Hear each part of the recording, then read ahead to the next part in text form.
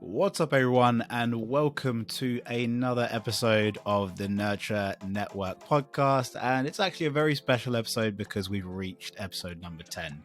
To be honest, it's gone very quickly. It's been a lot of learning for me in this process, but very, very positive learning. And I'm sure, you guys have learned a lot. And to be honest, I've received a lot of feedback from the episodes that I have filmed, my solo podcast as well as guest podcasts, and I think we're doing something right. We're growing this community slowly but surely, but either way, everything is moving in a positive direction.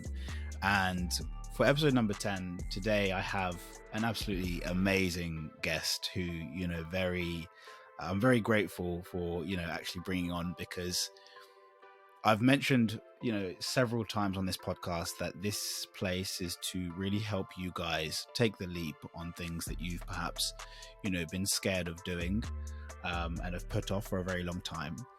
Now, the guest I have today is well versed in many, many things. She's tried many different things, and to be honest, I was just speaking with her, and it's like her life is a movie, right? She has been an actress before. She then moved into a major, career change into tech sales, and is now one of the sales enablement leaders at a top pre-IPO company. And she also runs a podcast, which I think is just so crazy when you think about all of the things I've just mentioned. But her name is Caroline Maloney. Caroline, why don't you just quickly introduce yourself to everyone listening today? It's so kind of you. I'm Caroline, and I'm so grateful to work with you. I'm so grateful to work at Redis. It's a fantastic company. Like Milash said, I started as a professional actress, and being an actress is the toughest job mentally I think you can have in the arts. It's such a whirlwind of rejection, criticism, feedback. I don't think people appreciate enough how much actors go through, mentally with all of that.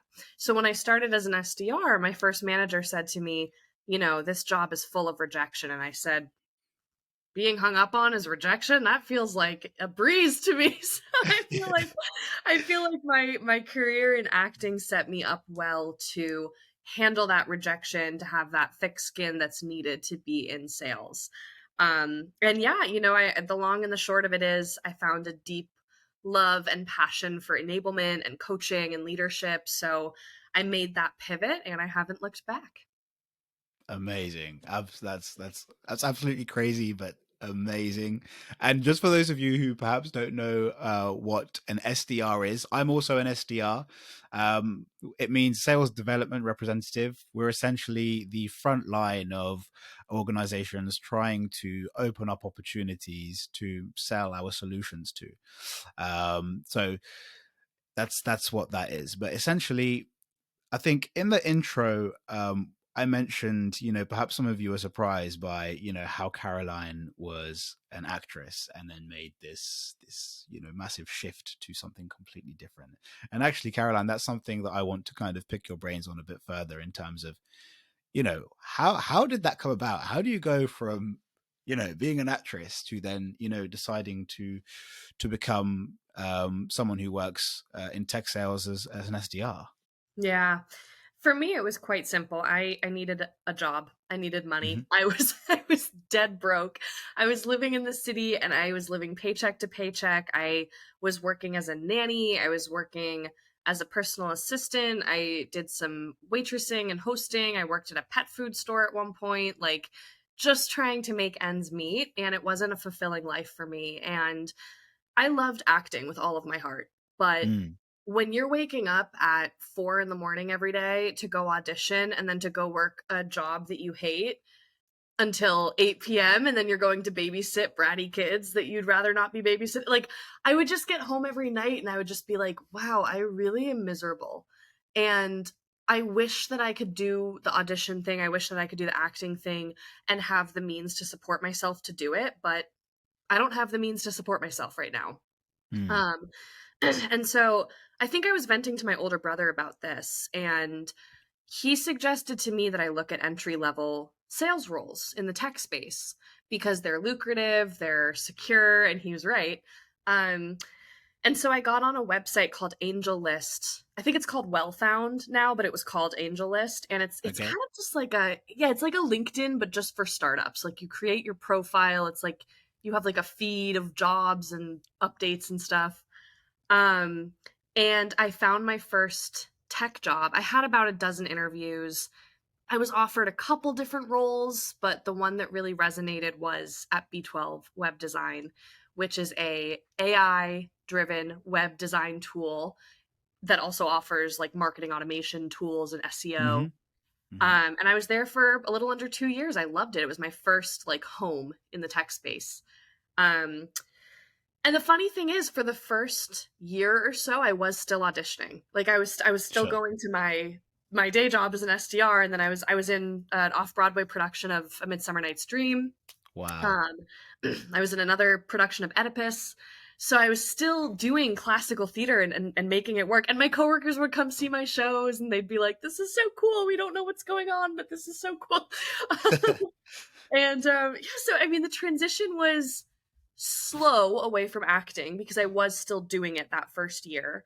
Mm. But I just found myself more inclined to focus on my career in tech because it's something in me. I loved it so much, and I still love acting. I still love the arts, but there was a switch in me at some point, probably when COVID happened because everything shut down. Um, Mm. Mm. but I decided to just focus more on my career. Yeah. Amazing. And I think one thing that's kind of that struck me there was it's a yes, there are similarities. I'm sure you mentioned around dealing with rejection, etc. But the initial switch from from not knowing, I guess, what sales was before, or tech sales in itself, to going from acting to jumping into that, there must have been several challenges to actually just it's such a different space. You're in the creative space there, and now you're shifting to, I guess, a more traditional corporate job, if you would call it something like that. It's not today, but you know what I'm trying to say. How did you kind of deal with that shift, and deal with the changes, the challenges of like changing something like completely? So you need to have a good mentor. If you're going to make a switch like this, a career switch, you have to take it upon yourself and be proactive to find mentors in the space that you're breaking into. It's not always going to be as easy as it was for me, where I had a fantastic boss who was my mentor kind of naturally. My suggestion, my advice to people breaking into new industries is find someone your age, find someone older, and then find someone younger. That way you're covering all your bases. You can learn from a variety of different people across different ages, across different experiences. um, so I relied on my mentors. I relied on the people who I found, who, my fellow SDRs who were kind of my age. We were all kind of in this together. My boss Gabby, who was about 5 or 10 years older than me or something, and had kind of walked my walk years ago. Mm. She Hmm. was able to coach me through, lead me through. And then eventually there were a couple people who joined the team who were fresh out of college, like I was. And it felt good to be able to mentor them and to learn from them too. Mm. So there were many challenges, but if you find solid mentorship and solid leadership, and you have to be proactive. Like, I think that's the thing a lot of people don't understand, especially about breaking into tech. Nothing's handed to you. You Mm. have to come to your one-on-ones with an agenda.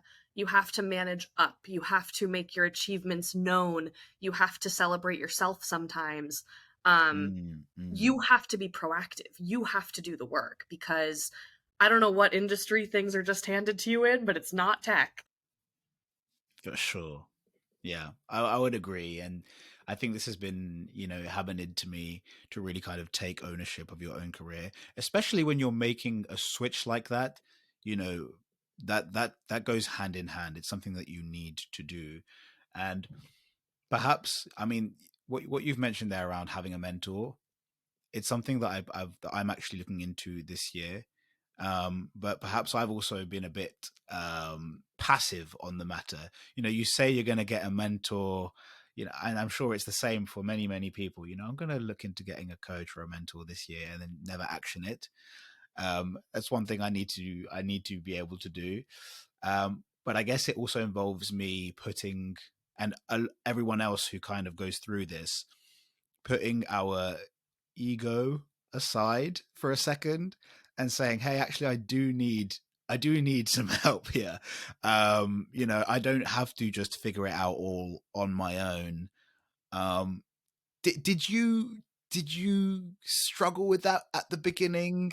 How was that for you? Absolutely. I am a very self-sufficient person. It's just the way that I grew up. It's the way that I've been raised, is to be independent. Oftentimes I suffer in silence, and I would rather not ask the question than sound dumb sometimes, or than ask the question that I think will sound dumb. Mm.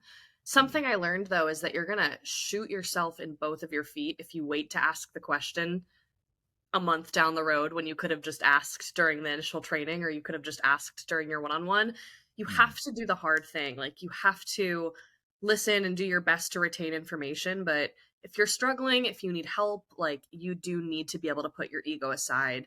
I also, by the way, I think that's one of the benefits of finding a mentor not within your company, because if you have someone, a third party, like someone at a different company within your space, you're kind of able to ask those questions and get non-biased opinion from them.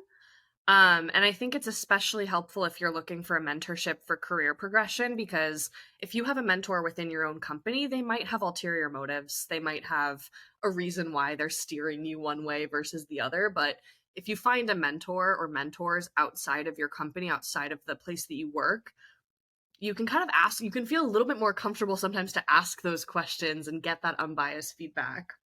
Sure. That's good advice, I think.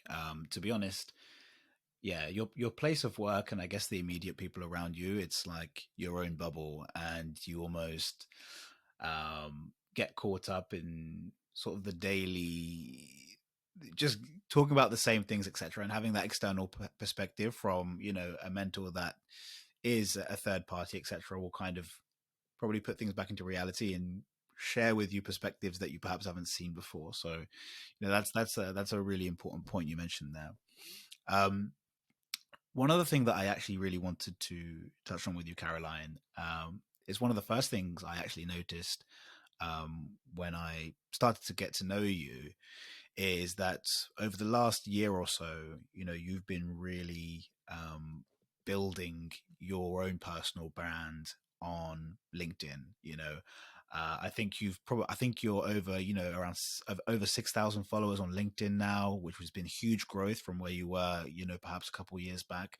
And also for someone that came from the acting background that perhaps isn't, traditionally well versed with, these kind of platforms.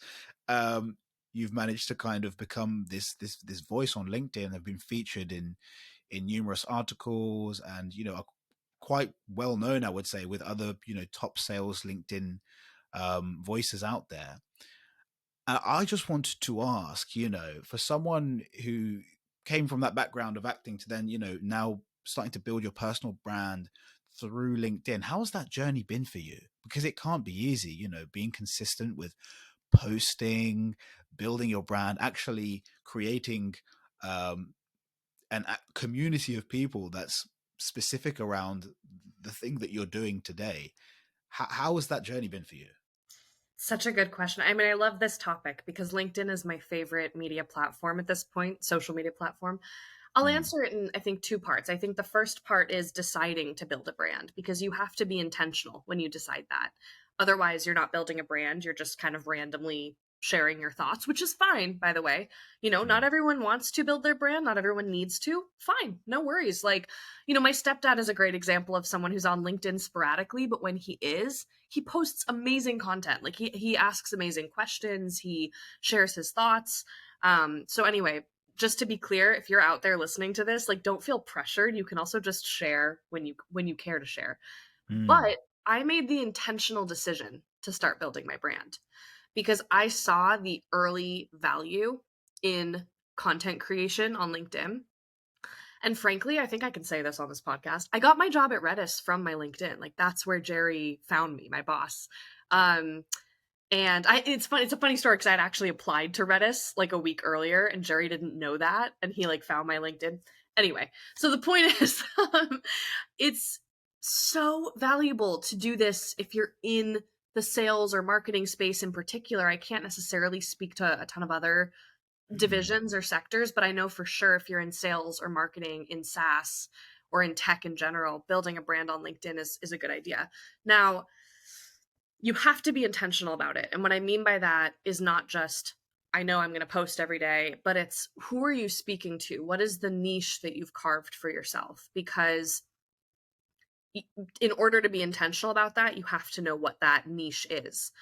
And I mm, think for me, my expertise is in two areas mainly, right? SDR stuff and acting. And so blending those two topics and creating content and posts, and I think breaking into tech too, right? Like, that's another area that I can definitely say I'm well versed in. So if you carve out 2 to 3 niches like that, create content around those topics. Don't try to talk about things you don't know about. Don't try to boil the ocean, as my friend would say. So that's one part of it, is why you choose to do it and having that mm, intention behind it. And for me, it was, I saw that people got opportunities from becoming thought leaders on LinkedIn, and I wanted those opportunities. So I was like, you know what? I'm going to go for this. And it might not work out. Maybe no one's going to follow me. Maybe no one's going to engage with my stuff, but that's okay. mm. Um, and yeah, just to give perspective, like a year ago today, I had 200 followers. I literally had 200 connections in Yeah, April of 2022. yeah. And when I decided to be more intentional and to start posting consistently, it wasn't even about the follower count. I don't care if I have 10,000, 100,000, or whatever Mm, followers. It's about the community that actually engages with my posts. hmm. So many people could be watching, but I care the most about people who engage and people who actually get use and benefit from my content. Hmm. Um, Hmm. but all that's to say, the growth has been awesome. Um, and I think Awesome. it's fun. And to your point about consistency and creating the content, Mm, once you know what your niches are, so let's say you choose demand gen, marketing, and marketing leadership. Let's say those are your 3 areas of expertise. You can then start creating content in batches. You can have like themes to your weeks or themes to your months, which is what I yep. kind of do. And start getting consistent there. That way people know, oh, that's Caroline. That's the girl who posts all those LinkedIn Sales Navigator tips, or that's the girl who posts the tips about prospecting, cold calling. Um, and I think Hmm. another tip along those lines is have a tagline for yourself. Hashtag SDR tips is my tagline. Like that's what I always kind of sign That's off and yours. Yeah, use and yeah. stuff.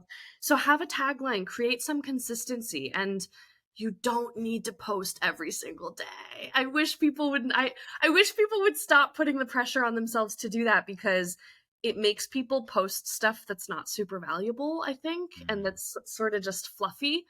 And it's okay to be like, it's okay to be fluff sometimes and to post fluff sometimes, but mm. I think if you put the pressure on yourself to post every single day, you're going to devalue your content. So post when you have something to post. Yeah, that makes a lot of sense. You want to kind of keep that level of quality up. And one thing I want to kind of really reiterate from what you just mentioned for everyone listening today is you said, not to focus on the follower count, but really emphasize the community that you're trying to build. And I think that's a really important message for people across all social media platforms, whether you're trying to build a brand on Instagram, on LinkedIn, on, I don't know, TikTok. It's very easy to fall into that trap where you start, looking at the numbers. And naturally, when you're starting to grow your platforms, opportunities come, as you grow, you're naturally going to start looking at numbers. But if you purely start looking at those external factors, you're going to start forgetting about the message that you're really trying to send to the community that you're trying to build.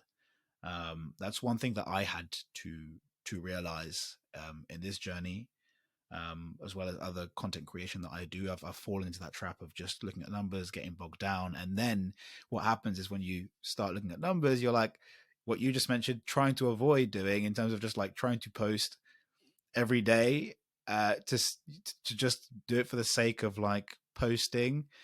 It doesn't work out in the long term. So I just wanted to reiterate that point to you guys. And the other thing I would say is, I always say this to people. I think like social media definitely, like, it blows things out of proportion, or it doesn't really reflect things in real life. For example, I mean, you mentioned now, right? Last year, in social media terms, 200 connections doesn't sound a lot. If you were to line up 200 people in front of you that are actually connected with you, you know, that's, it's an insane. You know what I mean? Do you know what I'm trying to say? It's like when people say, I've only got like 500 followers or 1,000 followers. Okay, if you had 1,000 followers and you were to line them up right there in front of you, that fills up that fills up a couple of rooms, a few rooms, right? Like if 500 people were to come up to you and be like, I loved your post, you'd be Yeah, so happy. But then some yeah. content creators get so angry when they only get 500 shares or like 500 likes or whatever. And it's like, dang, Hmm. you'd be so excited if you got 500 compliments directed to you in real life. So I Yeah, completely agree. It's a facade. It's a mirror. exactly. And I know it probably gets more difficult naturally as you grow. Like, you want to keep growing, and as humans, naturally, we're never really satisfied. We always want to be better and whatnot. But recognizing those small steps and trying to put things into perspective sometimes, is huge. It's absolutely huge. But in terms of, like, since you started LinkedIn, if you don't mind sharing, you know, of course, it's had a massive impact probably on your life, in terms of, opening new opportunities, meeting new people. Can you share kind of what impact it's had, and also perhaps some of the doors that LinkedIn and building your personal brand has opened for people? Because I'd love for people to understand how LinkedIn can really change someone's life, quite literally. Oh my gosh, absolutely. I love talking about this. So, first of all, the most important one for me is that I've met actual real life friends. I think it's been so special to me to be able to connect with people on LinkedIn who are like-minded, who have different opinions, and be able to say, "Hey, let's continue this conversation over coffee. It looks like you live in Austin." People are so friendly. People are so willing to do that. And my podcast co-host Morgan, she's one of my best friends now, and we met on LinkedIn. I literally just Mm, shot her a DM and I was like, "Hey, I have a friend crush on you. Let's hang out, or let's get virtual coffee." So I will say the number one thing for me is just the amount of people I've met and the friends that I now have. mm, The second most important thing for me, and I think this is going to really resonate with people who have ever had insecurities around their image, comparing themselves to others, their career progression. Instagram is an incredibly negative social media tool for me. And so was things like Snapchat, Instagram, Facebook, because I was constantly just tweaking my body to look a certain way or comparing the way my body looks to another woman, and I was sick. I literally developed a sickness around that, and it was terrible. Whereas mm, with LinkedIn, I'm putting my thoughts out there. I'm not caring really about what I look like on LinkedIn or whatever. I'm putting my intelligence on the line. And it feels so much better to engage with my thoughts and to engage others on their thoughts than on mm, what their bodies look like or what they ate for breakfast. Like, no, that stuff is fine. Like, I post some of that stuff on LinkedIn too, but it's a more positive, healthy social media experience. So that's the second thing. mm, Getting into the opportunities, I mean, I literally got my current job because my boss found me on LinkedIn, which is crazy, crazy, mm, truly. mm, I've also been offered. I do a number of like brand deals, sponsored posts that I have been paid for. I have been flown out to be a speaker at sales kickoffs. I have been flown out to do trainings before. I have been asked to sit on the advisory board for companies. Endless opportunities. And the thing is, like, I post a lot of things that I probably should charge people for, honestly, because mm, it's good stuff and it's stuff that most people charge people for. mm, So not everyone's going to feel comfortable doing that.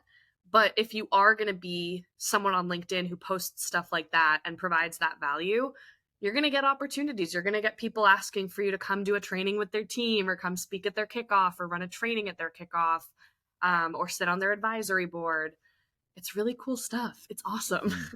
Mm, mm. All those, it's amazing. And I think those things that you just listed, first of all, I just want to highlight, that's all happened within, a year of being consistent and really focused on what you've wanted to achieve, which I think a lot of people wouldn't believe, that that is possible when you start something off like that. Um, Secondly, it really emphasizes why building a personal brand today, you know, is, I see it as a must do. If you're someone who wants to elevate in your career and build that for yourself, and LinkedIn is one of the best avenues you can do that today in a professional sense. I think you mentioned that even for me, because of LinkedIn, I've never actually had to apply for a job. I've been contacted by recruiters and have since, managed to get the job that way. And I think that sounds like it sounds simple in essence, but actually, doing it to start off with, maybe it's a little bit challenging. But a lot of people are nervous to start on LinkedIn. But once you do it, I feel like it's one of those things that you never go back, right? You kind of, you see the value quite quickly, actually, because a lot of people think that maybe LinkedIn is still, LinkedIn might be saturated now. I refuse to believe it, because there's enough space for everyone. If you, and that's, but that stops a lot of people from joining. And I have friends. I have friends that, just say, "Oh, LinkedIn's not for me." And look, it's not the same for everybody, but there's little things that you can do, even just using it as a platform to kind of just search around. People don't know the capability of LinkedIn, but I'd love to hear, what this podcast is about, Caroline, is, we're trying to help people unlock their potential.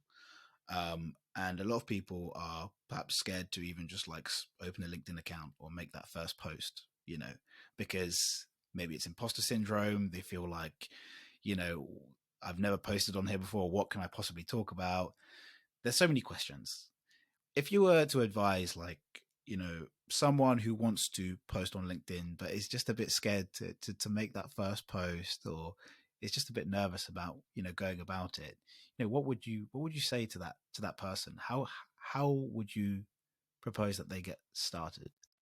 I think you have to build your community first. You have to build out your network, because if you are only connected to 3 people and you start to create content, no one's going to Mm, see it, and you're going to get down on yourself, like, no one's seeing my posts. Well, of course, right? Like, you don't have a community yet. So I think the first step is, think about, if you're in sales or marketing, who do you sell to? And build your audience, build your network with people who you sell to. And then think about, who do you speak to? Who do you sell to? Who do you speak to? People that you speak to might be fellow SDRs, fellow marketers, fellow sales leaders. People who you sell to might be folks in IT or data, right? So build out your network with who you sell to, who you speak to, and see if you can get to a couple hundred connections, because the algorithm is a thing, right? And when you start creating content and you're going to not get engagement on it, you're probably going to get down on yourself. So I'd say the mm, first step, build out your network and listen more than you talk, listen more than you post for the first couple months. Actually just read posts, engage with them, start to have conversations in comment sections. That's actually the number one way to build your network on LinkedIn. People think it's posting every day, and it's actually not. It's actually commenting on people's posts and engaging in your newsfeed. um I'd say that's the first step. That's the second step. mm, And then the third step is, find your niche. What are you good at? Where have you succeeded? Where have you failed? Where have you learned the most lessons? Where have mm, you where have you grown the most? For me, that was working my dead-end jobs while I was an actress. I learned and grew the most. And then my first SDR job, I learned and grew the most. So I talk about those times in my life a lot. Sure. because I want to help other people who are there. I want to tell my story so that it can inspire someone. But build your network, start engaging with other people's posts before you even start posting, and then actually just think about, what do you have the right to talk about? What do you have the expertise in? What do Mm. you have experience in? And then start creating content like that. And to be honest, this is a little tactical tip. I would say create your first 30 posts before you post anything. Actually, Mm. just write them out. This doesn't have to be 30. You can create your first 10 posts before you post something. Write them out, create them, get on Canva, get creative, and then let it rip. Like, Mhm, mhm. you can have consistency there for the first couple weeks and see how people are adapting to your content. Sure. Okay, that's really good. Solid advice. One thing I'm gonna try and one thing that I'll question or throw back at you there is finding a niche for some people. Is probably one of the hardest things you can do.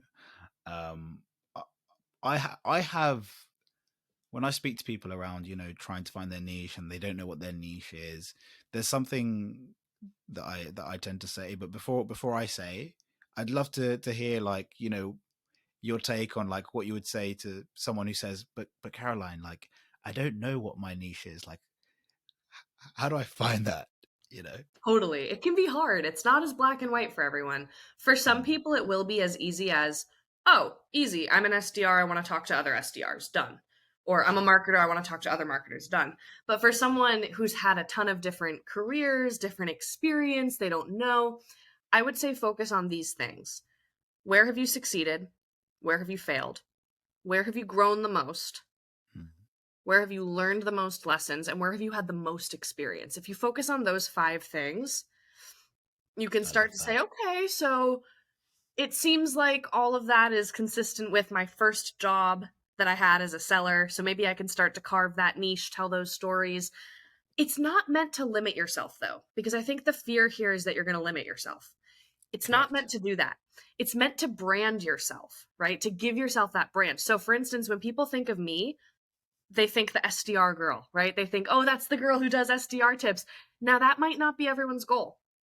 If Mm, that's not your goal, if you don't want to be known as that girl or that guy or whoever, whatever, you might have a different path. But for people who really want to brand themselves, carve that niche, really kind of work on this specifically, you gotta kind of carve that for yourself. Now, if that's not your goal, and if you want to be more broad strokes, kind of cast a wide net, all power to you. That's awesome. I mm, personally only had expertise in SDR stuff, like breaking into the SDR role, leading SDRs, coaching SDRs, being an SDR. So mm. that was my niche. But if I had a career, if I had like a 50-year career in Yeah. tech, I might not be carving one niche, right? Like I might be talking about a bunch of different things. So I guess the long way of answering your question is, for people who don't know how to start, just think about those 5 things. Ask Mm, yourself those questions. Get curious about yourself. And also ask yourself, do I want to be branded as something? Do I want to mm, be known as the SDR girl, or do I want to just be known as Kevin or whatever? You know what I mean? Like, mm, figure that mm. out for yourself. Yeah, I love that. And the last thing you just said is exactly the point that I mentioned to people. It's about getting curious about yourself, and also I think when people struggle to find their niche, and to be honest, I still, to an extent, I'm trying to find my niche. When you're in that process, what I tend to say to people is that you need to be, like you mentioned, curious about yourself, and also be willing to try things, try new things. Maybe you're just sitting around doing nothing. That's why like, you don't have a niche, you don't have specific interests, and it takes, a hard look in the mirror to say, actually, I probably need to try and find something, to get an interest in, or but that takes work from yourself, right? Um the the the other thing is the other thing is you don't need to be a guru or a master yet. We're all on this journey together, and the way I see things, I get questioned about doing a podcast like this all the time. who's this 24-year-old like offering out life advice? What experience does he have? But my answer is, listen, I want to create a community that is passionate about growing, and I listen to other podcasts, I read, I speak to people, and for me, this is an avenue for me to learn, to help you learn, and to offer a perspective. You're Yeah. offering a perspective, and there's always going to be an audience that does resonate with you eventually. There's 8 billion people on this planet, right?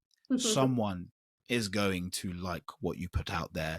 Yeah. Someone is going to start listening, and of course, once you start to build out your network, that's going to happen. So it doesn't have to be perfect from the start. Your first post, you're going to look back at that in a year later and be like, God, that was terrible. But at the time, yeah, you got to go through that process. Yeah. You got to go through that process. I think taking that first step, in just doing it, Yeah. and start figuring out along the way. You don't have to think of the end goal there. It's the process. Yeah. Again, we talk about the process. So yeah, that's really interesting. But I love the points you just mentioned, and again, crazy to think about what you've achieved on 1 year on LinkedIn. Thank Like that just baffles me, to be honest. As I think it will, for the people who do listen to this.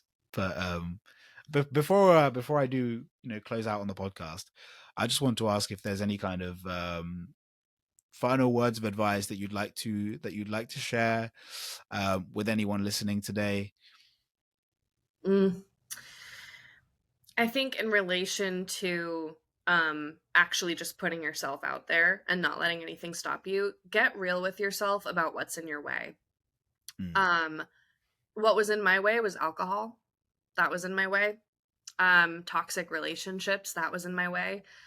I wasn't taking care of myself. And to be honest, people might think I'm silly for suggesting that the correlation with being successful on LinkedIn and these habits, like people might be like, that's not the correlation, but it is. When I stopped drinking during the week, when I cut some toxic ties from my life, whether that's relationship, a habit, etc., I was able to focus better and I was able to worry less. I had less anxiety about what people's perception of me would be. I had less anxiety all around.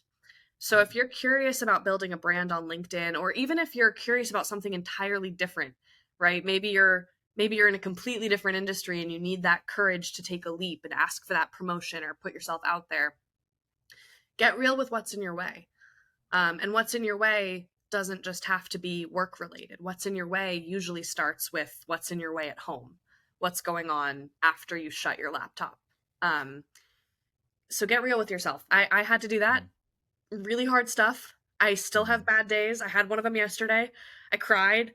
I was emotional. I was upset. Like, it's okay to have bad days, but you have to get real with yourself about what's in your way, and you have to treat yourself like you would treat your daughter or your son or a child that you're nourishing and caring for. So I love that. I love that. That is sound and solid advice for everyone listening. So thank you for sharing that. And I think, just to add, that having that vulnerability, it's not weakness. You're gonna have days where you just need to have a good cry. I go through it today, and I think I still do it, when I need to. And I've accepted that more and more as I've got older. Yep. It's better to have those days. They're actually important, and vulnerability is not a weakness. You have to have them. But honestly, Caroline, thank you so much for sharing everything you have on this podcast. I think it's going to bring a lot of value to people who listen. And it's the first podcast that I've had themed around kind of career development and LinkedIn, so I think it'll be really interesting for people to listen to this, and it really does epitomize what the podcast is about, so I can't thank you enough for that. Awesome. But guys, everyone who's listening to the podcast, you know what to do. Follow us on Spotify, YouTube, Apple Podcasts. Give it a thumbs up. It all helps to keep this podcast going and building the community ever so slowly. Thank you for listening, and to the next 10 episodes. Cheers. Take care. Thanks for having me. Bye.